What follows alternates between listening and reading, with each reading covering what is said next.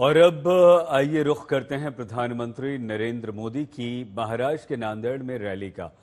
प्रधानमंत्री मोदी ने पहले दौर में बीजेपी की बड़ी जीत का दावा किया है। पीएम मोदी बोले हैं कि वोटिंग एक तरफा रही है बीजेपी के पक्ष में। मोदी ने राहुल पर भी जमकर हमला बोला है। पहले चरण में एनडीए के पक्ष में एक तरफा मतदान हुआ है।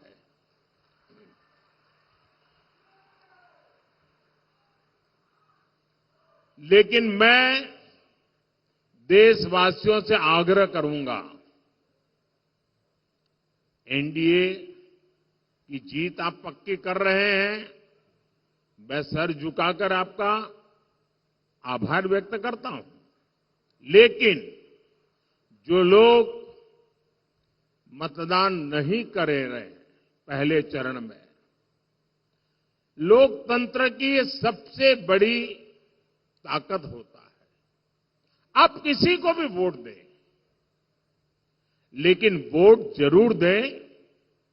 हमें वोट में कभी भी उदासीनता नहीं करनी चाहिए। इंडिया अलायंस वालों को इस चुनाव में लड़ने के लिए उम्मीदवार तक नहीं मिल रहे हैं। ज्यादातर सीटों पर इनके नेता प्रचार ही नहीं करने जा रहे हैं। और आप जानकर के हैरान हो जाएंगे, इस देश की करीब 25% सीटें ऐसी हैं, 25%, जहां ये इंडिया अलायंस के लोग अंदर अंदर एक दूसरे के खिलाफ चुनाव लड़ रहे हैं। अब वो किस प्रकार की बातें करते हैं जी? कोई कल्पना कर सकता है, चलो भाई एक आध दो में गड़बड़ हो जाए वो तो समझ सकते हैं। 25% सीटें ऐसी है इस देश के लोकसभा की, जिसमें ये जो अपने आप का गठबंधन का क्लेम करते हैं, वो आपस में चुनाव लड़ रहे हैं। कांग्रेस के जो शाहजादे हैं, उन्हें भी वायनाड में संकट दिख रहा है। शाहजादे और उनकी टोली 26 अप्रैल को वायनाड में वोटिंग का इंतजार कर रही है।